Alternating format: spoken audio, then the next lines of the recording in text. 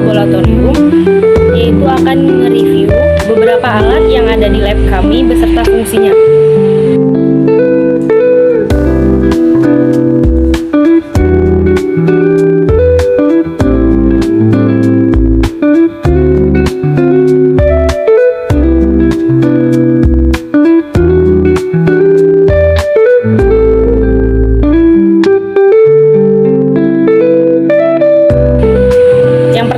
Ada mikroskop yang berfungsi untuk melihat atau mengamati objek dengan ukuran yang sangat kecil yang tidak bisa kita lihat dengan mata telanjang.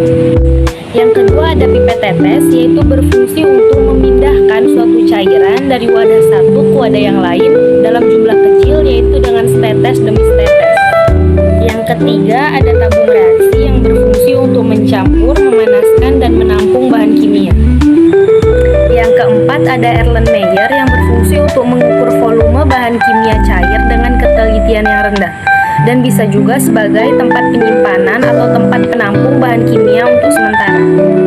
Yang kelima ada beker glass yang berfungsi untuk wadah penampung, pengaduk, pencampur, dan pemanas cairan dan bisa juga digunakan sebagai wadah untuk menyimpan sampel atau bahan kimia sementara.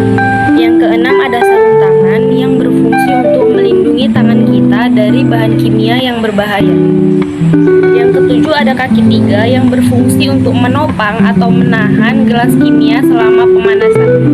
Yang kedelapan ada spiritus yang berfungsi sebagai bahan bakar untuk membakar spiritus yang biasanya kita gunakan untuk memanaskan larutan atau pembakaran zat dan menguapkan pelarut. Yang kesembilan ada cawan Petri yang berfungsi untuk mengembangbiakan sel atau mikroorganisme. Yang ke-10 ada anatomi tubuh yang berfungsi sebagai pembelajaran yang nantinya kita akan bisa memahami fungsi dari tubuh dan supaya kita dapat merawat diri kita sendiri. Yang ke-11 ada neraca, yaitu berfungsi untuk menimbang bahan kimia atau sampel sebelum percobaan. Ke-12 ada spatula yang berfungsi untuk mengambil, mengadu, atau memindahkan sampel atau bahan kimia dalam jumlah kecil. Yang ke-13 ada kertas kasa yang berfungsi untuk penyangga wadah saat dipanaskan seperti gelas kimia atau Erlenmeyer. 14 ada rak tabung reaksi yang berfungsi untuk menyimpan dan menata tabung reaksi. 15 ada cawan porselin yang berfungsi untuk mereaksikan zat kimia pada suhu tinggi. 16 ada mortar dan alu yang berfungsi untuk menghaluskan atau menghancurkan bahan padat menjadi serbu atau bentuk yang lebih kecil. Selanjutnya ke-17 ada klem dan statif yang berfungsi untuk menopang atau menjepit peralatan lab agar tetap stabil. Selanjutnya ke-18 ada kertas saring yang berfungsi untuk menyaring larutan atau bahan kimia yang memiliki endapan.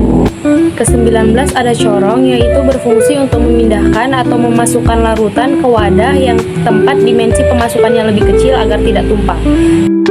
Yang terakhir ada kertas pH yang berfungsi untuk mengukur pH suatu larutan dan bisa juga untuk mengetahui sifat asam atau basa suatu larutan. Nah, sekian video dari saya. Wassalamualaikum warahmatullahi wabarakatuh.